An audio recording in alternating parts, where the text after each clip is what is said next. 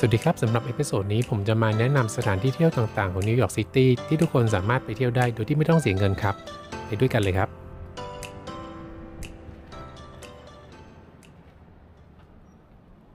หลังจากที่ผมเอากระเป๋าไปเก็บที่โรงแรมครับผมก็กำลังเดินมาหาอะไรกินตอนเที่ยงครับซึ่งผมก็ชอบมากินที่ร้าน Panda Express ครับซึ่งมีหลายสาขามากครับในสหรัฐอเมริกา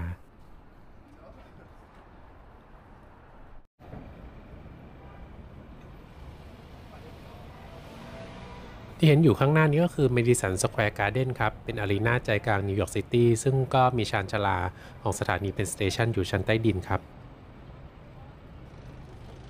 เดี๋ยวผมจะพาทุกคนแวะไปที่ Moynihan Train Hall ก่อนครับพรุ่งนี้จะต้องมาขึ้นรถไฟที่นี่แต่เช้ามืดดังนั้นผมก็เลยพามาดูก่อนครับว่าในช่วงเวลากลางวันมีบรรยากาศอย่างไรครับ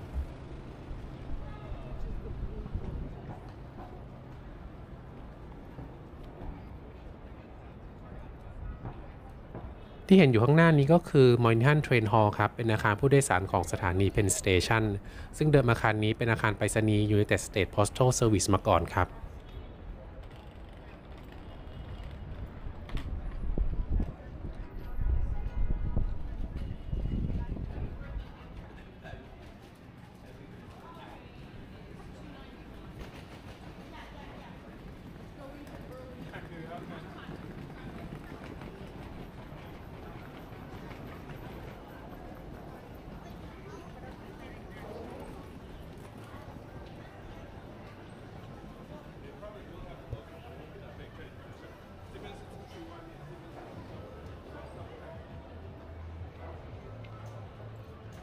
เข้ามาถึงด้านในของ Moynihan Train Hall แล้วครับ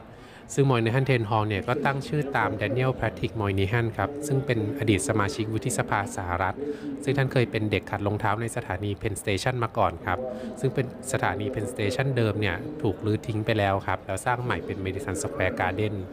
โดยท่านก็เป็นคนที่ผลักดันให้เอาอาคารสถานี Penn Station กลับมาใหม่ครับโดยใช้อาคารไปรษณีย์เดิมของ United States Postal Service ครับ สำหรับชานชาลาและรางของสถานี Penn Station ก็ยังอยู่ข้างใต้ของ Madison Square Garden ซึ่งก็ใช้งานมาถึงทุกวันนี้ครับ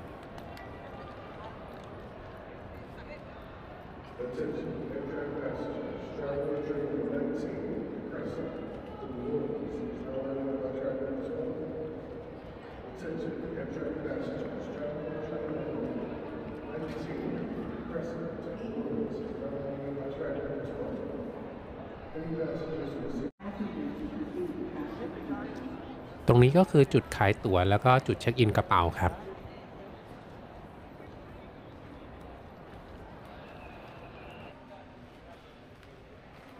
บริเวณตรงนี้ก็เป็นที่นั่งคอยก่อนที่จะไปขึ้นรถไฟครับซึ่งเดี๋ยวพรุ่งนี้ผมก็จะมานั่งตรงนี้ครับ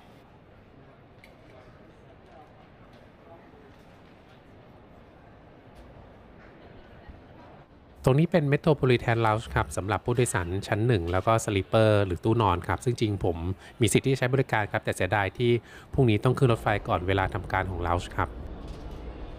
ตรงนี้ก็เป็นอีกฝั่งหนึ่งของ Madison Square Garden ครับเป็นฝั่ง Seventh Avenue ซึ่งผมกำลังจะพาทุกคนเดินไปที่ย่าน Times Square ครับ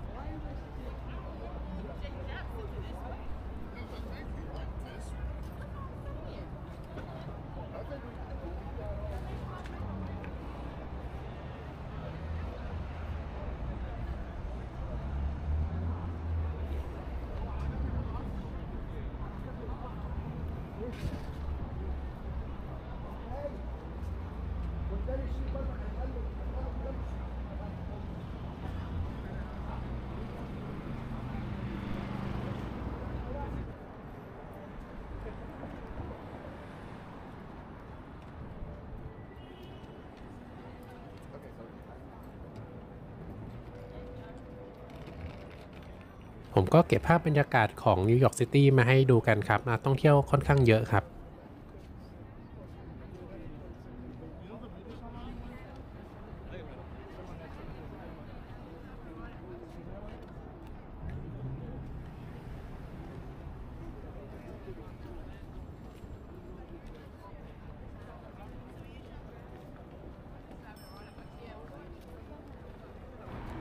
บริเวณไซด์วอล์กของนิวยอร์กซิตี้หลายๆจุดก็จะมีตะแกรงแบบนี้นะครับซึ่งมันก็คือช่องระบายอากาศของซับเวย์ครับ ถ้าไปเดินข้างบนตะแกรงนี้ก็จะมีไออุ่นออกมาด้วยครับ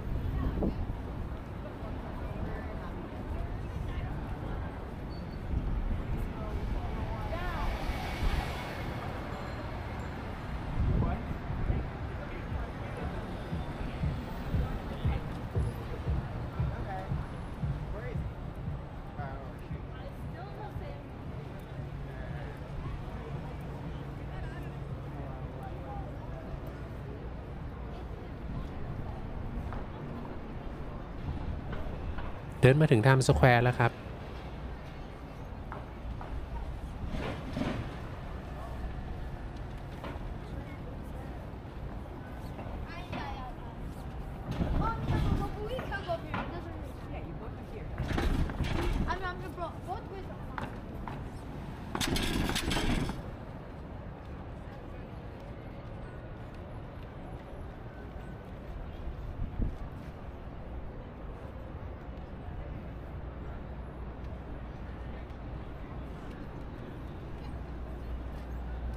พวกกลุ่มตุ๊กตามัสคอตที่เห็นอยู่นี่ถ้าหลงไปถ่ายรูปด้วยก็จะโดนเรียกเก็บเงินนะครับ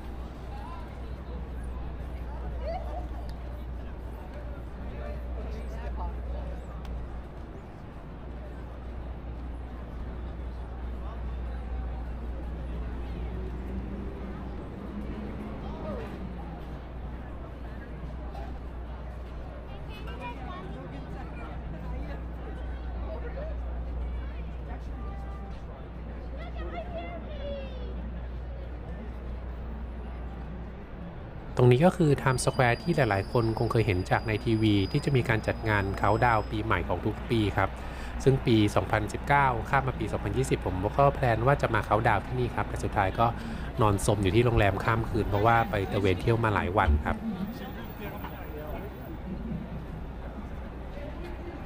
ที่เห็นป้ายแวบๆนี่ก็คือเขาบอกว่าถ้ามีคนมายื่นซีดีให้ถือว่ามันฟรีครับแต่ข้อจริงก็จะโดนเรียกเก็บเงินแน่นอนครับ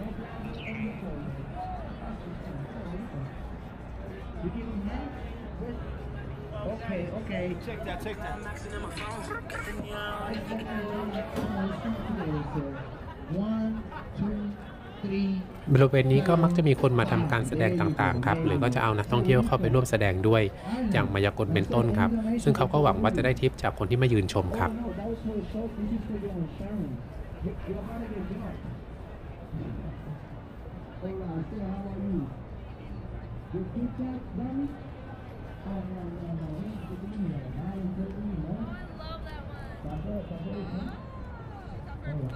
ตึกที่อยู่ตรงกลางนี้ด้านบนก็จะมีลูกบอลที่จะถูกชักขึ้นไปในช่วงวันสิ้นปีครับแล้วพอถึงช่วงเค้าท์ดาวน์ปีใหม่ลูกบอลก็จะตกลงมาพอดีเพื่อเป็นสัญญาณของการขึ้นปีใหม่ครับ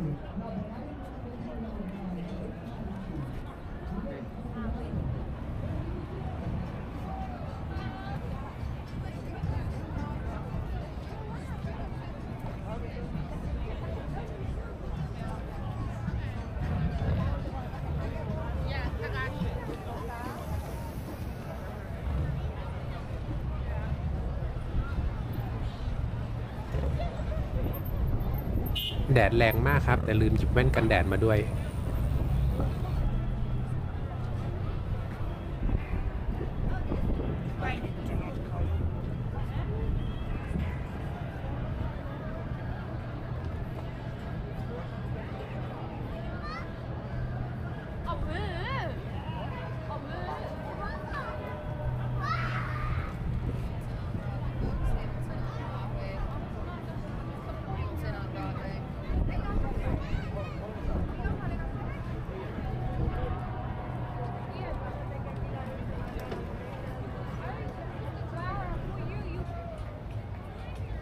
ในที่ที่คนพลุกพล่านแบบนี้ก็ต้องระวังพวกกระเป๋าสะพายกระเป๋าถือให้ดีนะครับเพราะว่าอาจจะโดนล้วงกระเป๋าได้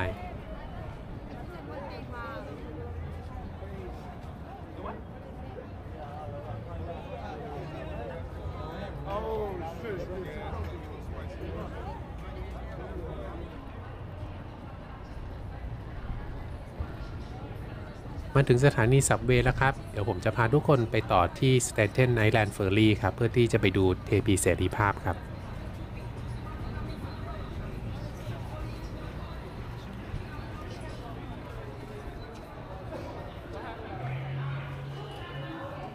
ที่เห็นกล้องเอียงๆนี้ก็คือกำลังหาบัตรเครดิตเพื่อที่จะแตะเข้าซับเวย์ครับบางสถานีก็จะมีตำรวจคอยคุมไม่ให้คนแอบเข้าซับเวย์โดยที่ไม่ได้จ่ายค่าโดยสารครับ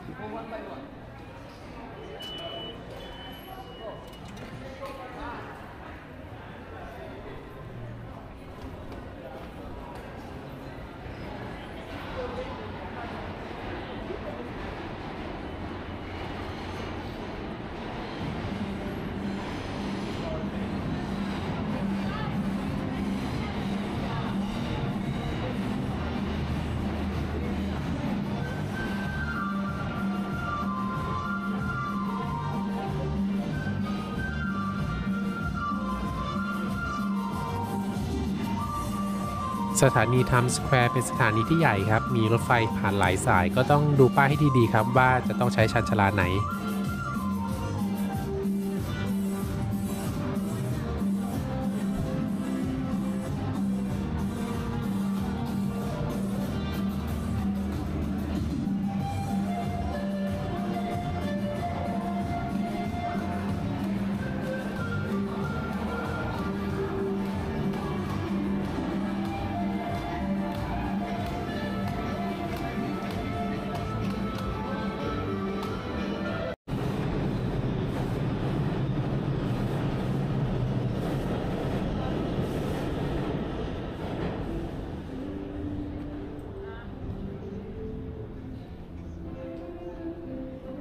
เขาก็ว่ากันว่าควรยืนชิดผนังครับเวลารอซับเวย์เพราะว่ามีเหตุการณ์ที่มีคนถูกผลักเข้าไปให้รถไฟชน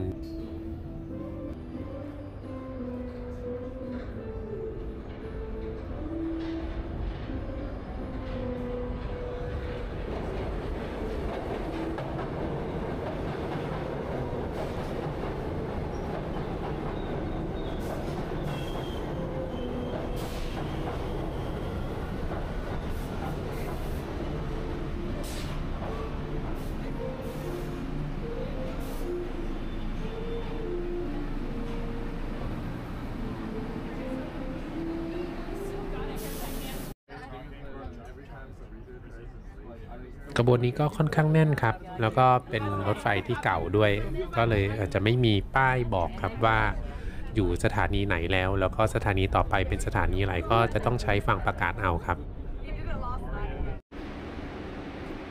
มาถึงสถานี South Ferry แล้วครับ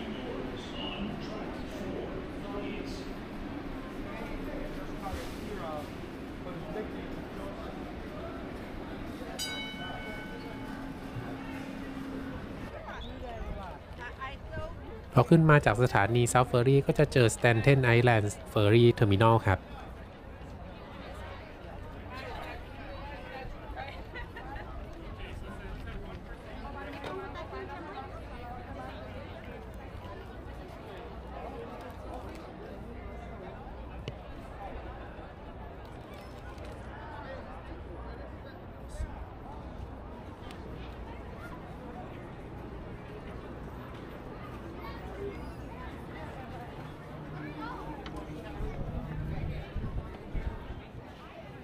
โดยการไปชมเทพีเสรีภาพแบบที่ไม่ต้องเสียตังค์ก็คือการใช้บริการ Staten Island Ferry ครับซึ่งเป็นเรือเฟอร์รี่ที่ข้ามระหว่างเกาะแมนฮัตตันกับ Staten Island ซึ่งให้บริการฟรีครับ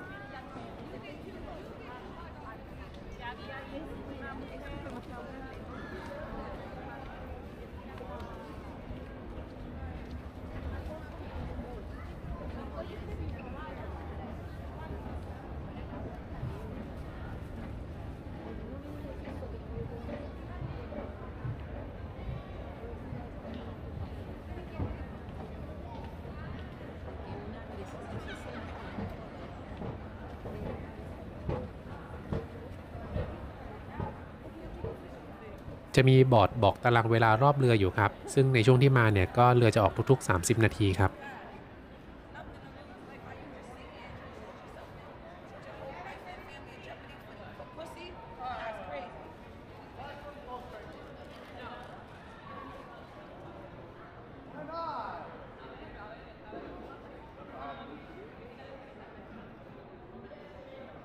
ที่เห็นตรงนั้นก็เป็นบุ๊กวินบีชครับ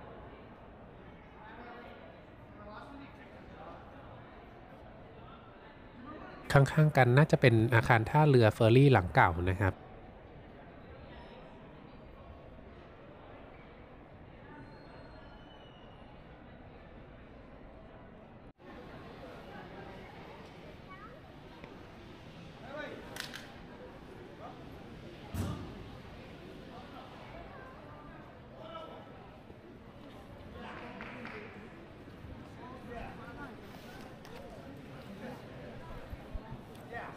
เรือเพิ่งออกจากท่าไปก็เลยขอมานั่งรอก่อนครับ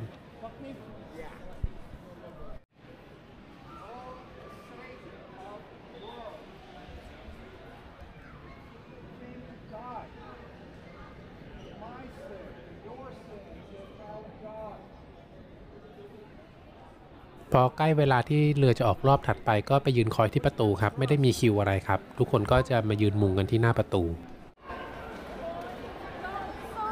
พอประตูเปิดคนก็จะกรูกันไปขึ้นเรือครับ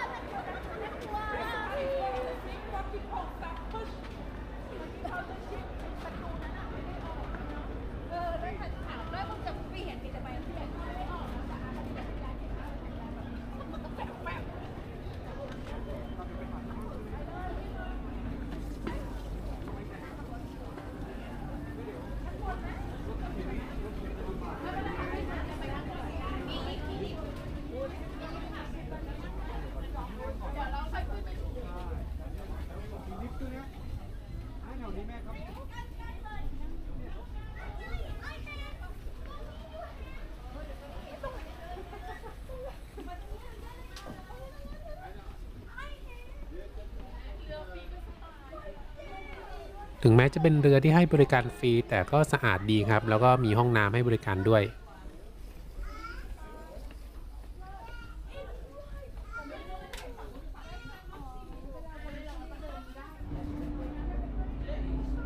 ส่วนใหญ่พอขึ้นเรือมาแล้วก็จะออกไปยืนด้านนอกเพื่อไปรอถ่ายรูปเทพีเสรีภาพครับ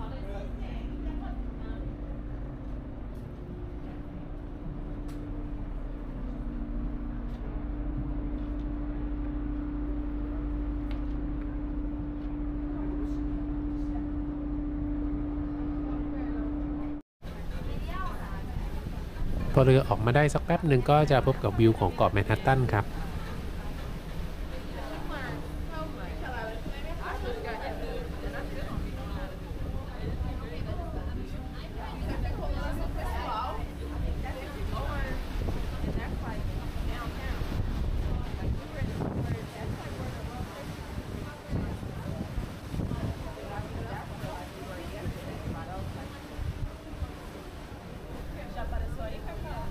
ที่เห็นนี้ก็เป็นเจอร์ซีย์ซิตี้นิวเจอร์ซีย์ครับซึ่งอยู่อีกฝั่งหนึ่งของแม่น้ำฮัดสันเห็นเทพีเสรีภาพอยู่ไกลๆแล้วครับก็จะสามารถถ่ายรูปแบบระยะไกลประมาณนี้ได้เท่านั้นนะครับเพราะว่าเฟอร์รี่จะไม่ได้ไปจอดที่ Liberty Island ที่เห็นระยะใกล้นี้ก็คือใช้กล้องซูมเข้าไปครับอย่างน้อยก็ได้มาเห็นเทพีเสรีภาพครับถ้าไม่ได้มาถ่ายรูปก็เหมือนมาไม่ถึงนิวยอร์ก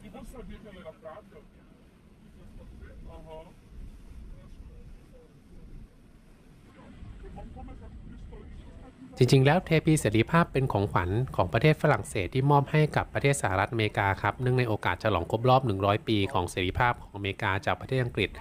ซึ่งผลิตที่ประเทศฝรั่งเศสแล้วก็ขนขึ้นเรือมาประกอบที่เกาะ Liberty Island นี่ครับ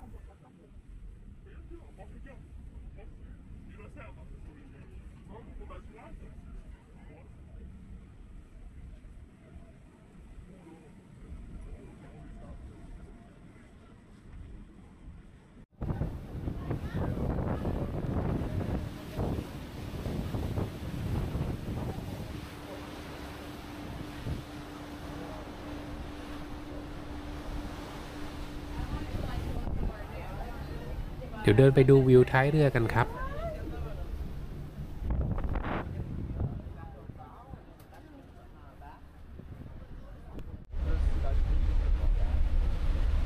ที่บริเวณท้ายเรือขณะที่มุ่งหน้าไปสแตเทนไอซ์แลนด์ก็จะเป็นวิวของเมืองครับถ้าไล่จากซ้ายไปขวาก็คือเจอร์ซีย์ซิตี้นิวเจอร์ซีย์ครับแล้วก็เกาะแมนฮัตตันนิวยอร์กแล้วก็บรุกลินนิวยอร์กครับ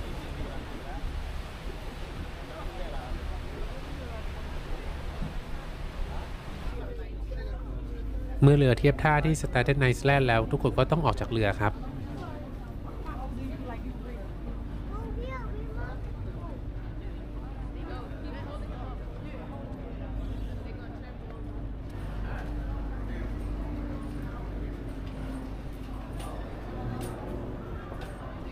ซึ่งถ้าใครต้องการจะกลับเกาะแมนฮัตตันเลยก็ต้องรีบออกจากเรือแล้วก็วนกลับเข้ามาใหม่ครับไม่งั้นอาจจะต้องรอเรือรอบถัดไปครับ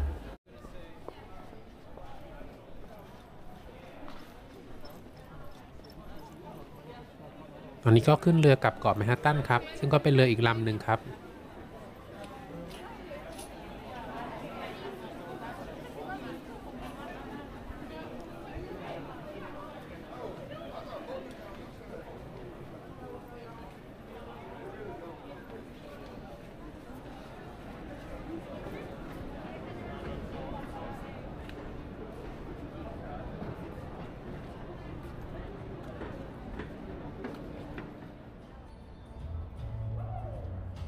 กลับมาที่เกาะแมนฮัตตันแล้วครับที่ผมจะพาทุกคนไปเที่ยวต่อก็คือ Little Iceland ครับเป็นที่เที่ยวใหม่ที่เพิ่งเปิดได้ไม่นานครับสะพานเหล็กที่เห็นอยู่ข้างหน้าก็คือ The High Line ครับซึ่งเดี๋ยวก็จะพาไปเดินเล่นด้วยครับ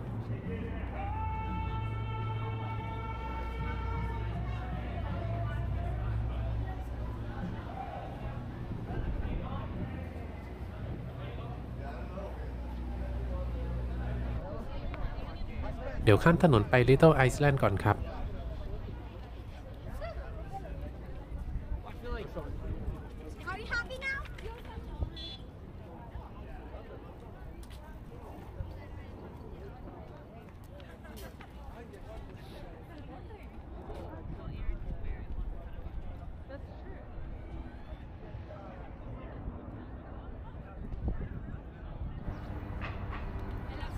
ด้านหน้าของ Little Iceland ที่เห็นเป็นโครงเหล็กนี่ก็คือเป็นโครงสร้างเดิมของท่าเรือคูนาดไลน์ครับ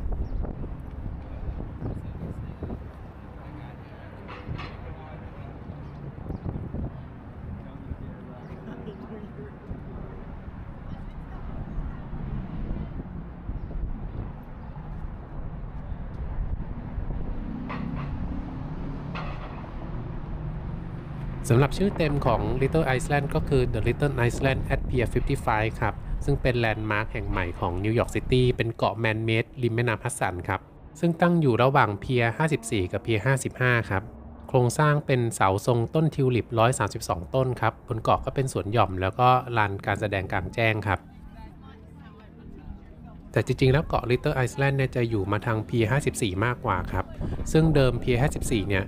เป็นเพียร์ที่เป็นท่าเรือของคูนาดไลน์ซึ่งก็เป็นท่าเรือที่ผู้รอดชีวิตจากเรือไททานิกที่มากับเรือคาพาเทียมาขึ้นฝั่งที่ท่าแห่งนี้ครับเมื่อวันที่ 18 เมษายน ปี 1912 เวลาประมาณ 3:25 ครับ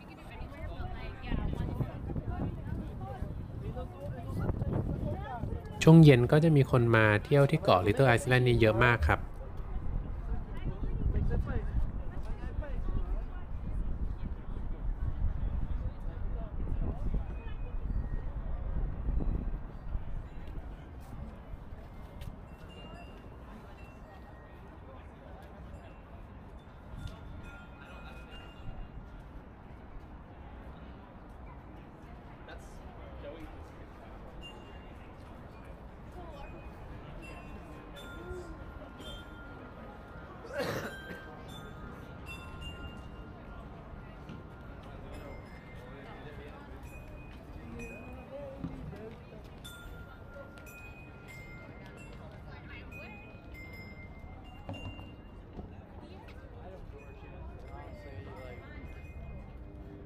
เดี๋ยวพาเดินขึ้นไปด้านบนกันครับ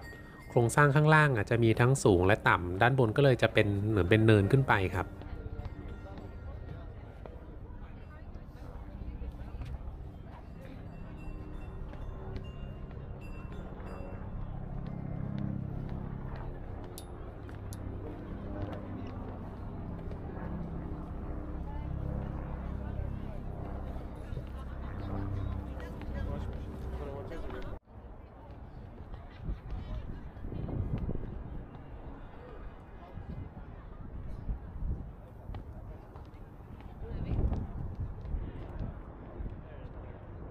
พอขึ้นมาด้านบนก็จะมองเห็นไปถึง Lower Manhattan ครับ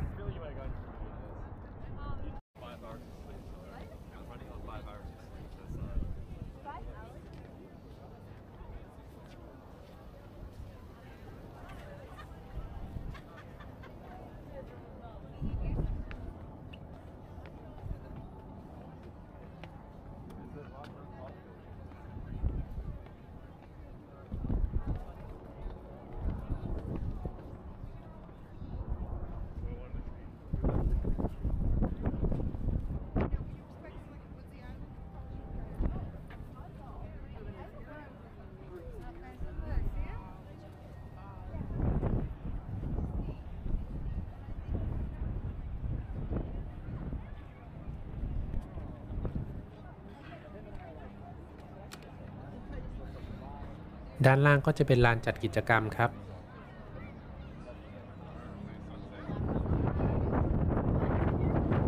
ที่ Little Iceland ก็ไม่ได้มีอะไรมากครับก็เดี๋ยวจะไปเดินเล่นต่อที่ไฮไลท์ครับ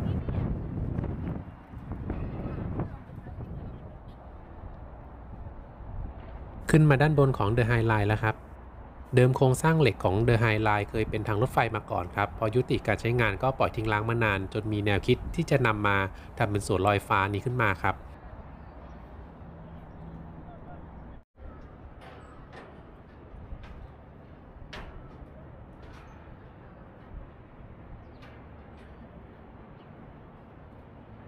เห็นว่าสมัยก่อนนี่รถไฟวิ่งเข้าไปในตึกได้เลยนะครับ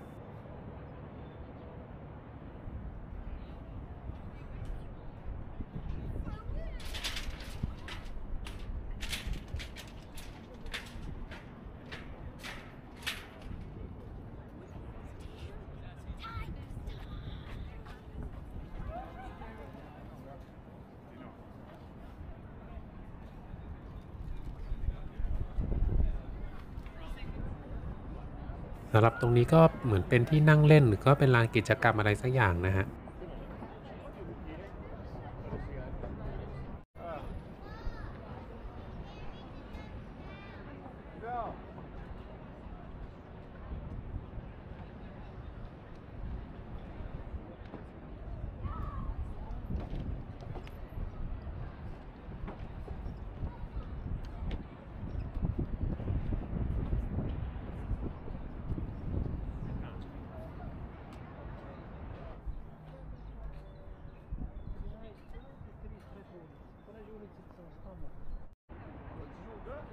บริเวณรอบๆเดอะไฮไลท์ก็จะมีอพาร์ตเมนต์อยู่เยอะครับซึ่งแทบจะไม่มีความเป็นส่วนตัวเลยครับ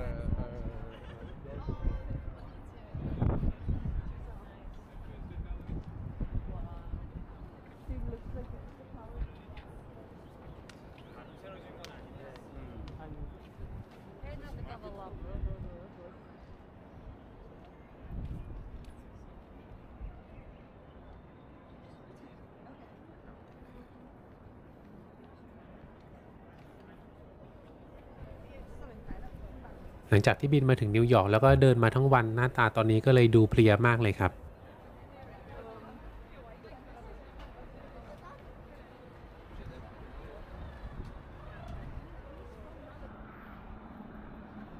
ในหลายๆจุดของเดอะไฮไลท์ก็จะมีรางรถไฟเดิมที่ยังคงเก็บรักษาไว้ครับ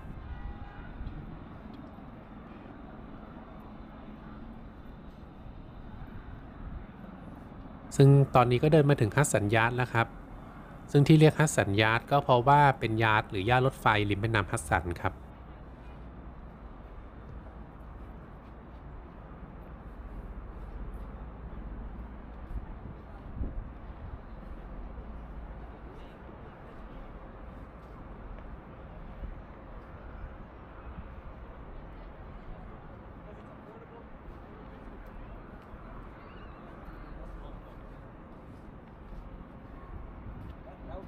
ถ้ามองลงไปก็จะเห็นรถไฟจอดอยู่ในย่านครับ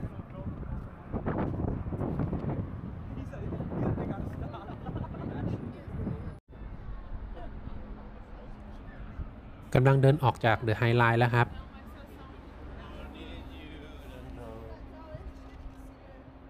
พอจะเห็นแวบๆไหมครับว่าจะพาไปดูอะไรต่อที่กำลังพามาเที่ยวต่อนั่นก็คือ The Vessel นั่นเองครับ The Vessel เป็นอาคารทรงรังผึ้งซึ่งเป็นส่วนหนึ่งของ The Hudson Yard Redevelopment Project ครับซึ่งเดิมเคยเปิดให้คนขึ้นไปชมด้านบนได้ครับแต่เนื่องจากมีกรณีคนมาฆ่าตัวตายหลายครั้ง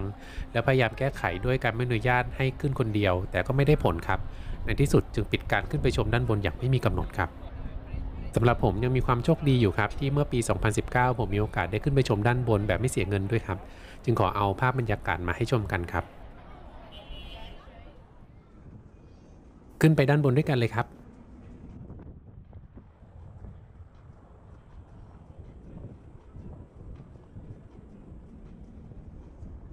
ที่เห็นเป็นแกนดำๆตรงกลางนี่ก็คือลิฟต์ครับ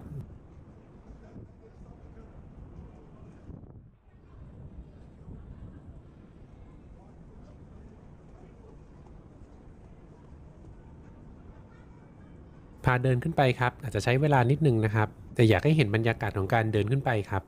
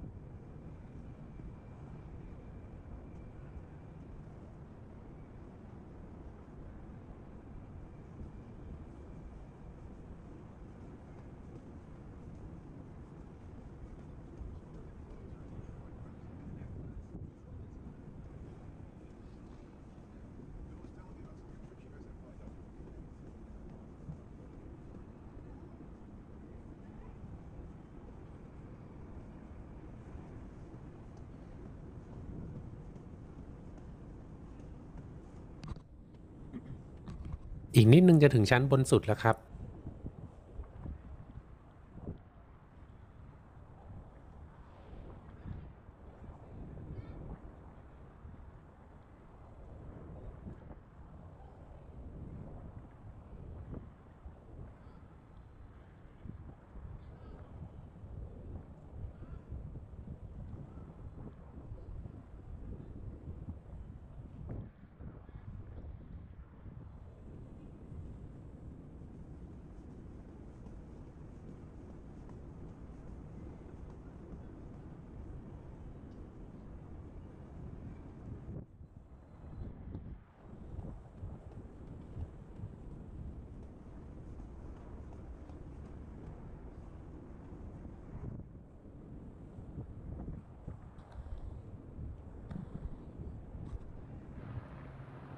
ตอนนี้ก็อยู่ที่ชั้นบนสุดแล้วครับด้านในก็เป็นวิวที่แปลกตาดีครับถ้ามองจากด้านนอกหรือด้านล่างก็คงไม่เห็นบรรยากาศแบบนี้ก็ไม่รู้ว่าจะเปิดให้คนขึ้นอีกครั้งได้เมื่อไหร่นะครับเพราะว่าปิดมาไม่ให้ขึ้นมาหลายปีแล้วครับจริงๆแล้วทริปนี้ผมจบตั้งแต่ที่เดอะเวสเซลแล้วครับแต่อย่างไรก็ตามผมก็อยากรวบรวมเอาสถานที่เที่ยวอื่นๆที่สามารถไปเที่ยวได้ฟรีในนิวยอร์กซิตี้มาไว้ในวิดีโอนี้ครับผมเลยขอนำฟุตเทจจากการไปเที่ยวครั้งก่อนๆตั้งแต่ปี 2019 มาไว้ใน EP นี้ครับซึ่งที่นี่ก็คือนิวยอร์กเซ็นทรัลพาร์คนั่นเองครับ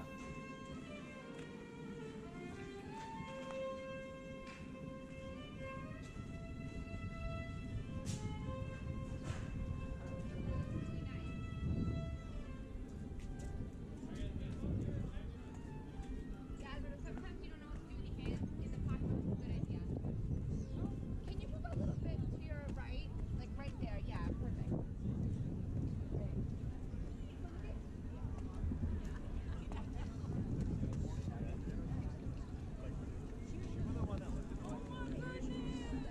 That's so cute.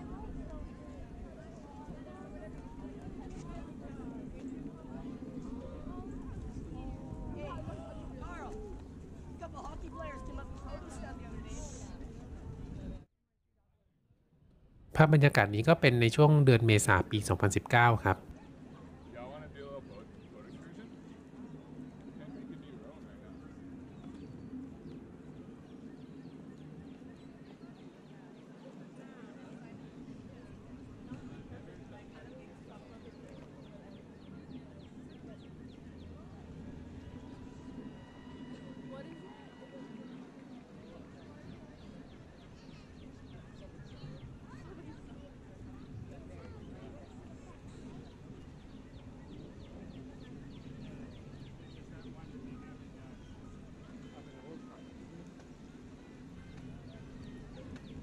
ที่เห็นอยู่ข้างหน้าก็คือ Bethesda Fountain ครับซึ่งก็เคยเป็นโลเคชันถ่ายทำภาพยนตร์ไทยเรื่องกุมภาพันธ์ครับสำหรับ Central Park ก็ยังอยู่ในหนังหลายๆเรื่องครับอย่างเช่น Home Alone 2 ครับ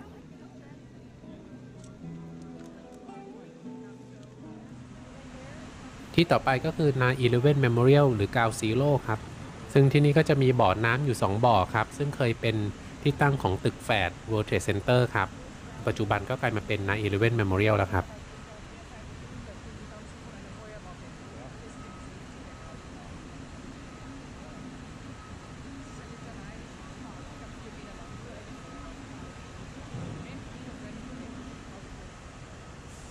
ซึ่งที่เห็นนี้ก็คือตึกที่สร้างขึ้นมาทดแทน World Trade Center ครับชื่อใหม่ก็คือ One World Trade Center ครับ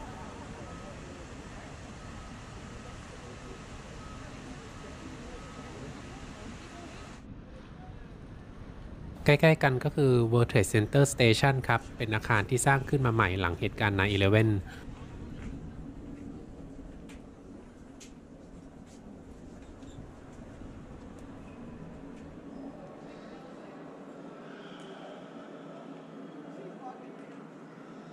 ก็ไม่แน่ใจนะครับว่าสถาปนิกมีแรงบันดาลใจมาจากอะไรแต่ผมก็รู้สึกว่าเหมือนอยู่ในท้องปลานะครับที่ World Trade Center Station นี้ก็จะมีศูนย์การค้าอยู่ในนี้ด้วยนะครับ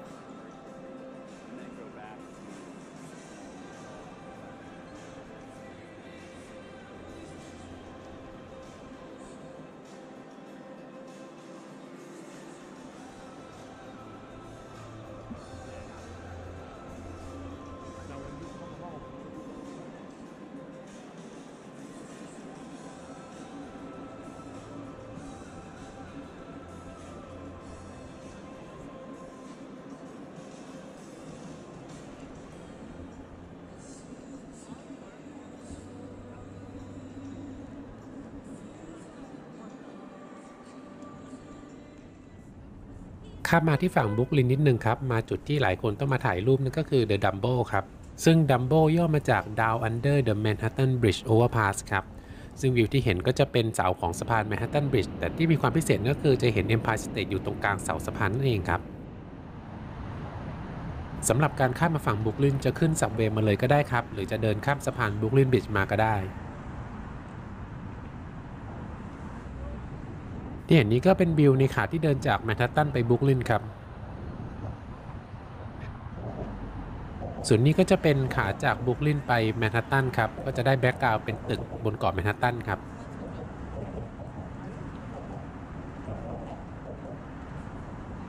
ซึ่งทางเดินบนบรุกลินบริดจ์ก็จะใช้ร่วมกันระหว่างทางเดินกับทางจักรยานครับก็จะต้องเดินระวังด้วยนะครับ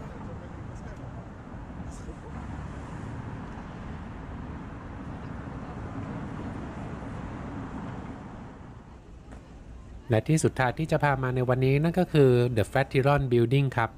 ตึกทรงสามเหลี่ยมที่อยู่กลางแยกซึ่งชื่อ Flatiron ก็มาจากรูปทรงสามเหลี่ยมที่เหมือนกับไอรอนหรือเตารีดนั่นเองครับซึ่งบริเวณนี้ก็จะมีสวนแล้วก็ร้านค้าที่คนจะมานั่งแฮงเอาท์กันแล้วก็มี Lego Store อยู่บริเวณนี้ด้วยนะครับสำหรับเอพิโซดนี้ผมก็พามาเที่ยวประมาณนี้ครับเอพิโซดต่อไปผมจะพาไปขึ้นรถไฟไปชิคาโกแล้วครับกรุณากด subscribe เพื่อไม่ให้พลาดตอนต่อไปนะครับขอบคุณสำหรับการรับชมเอพิโซดนี้ครับ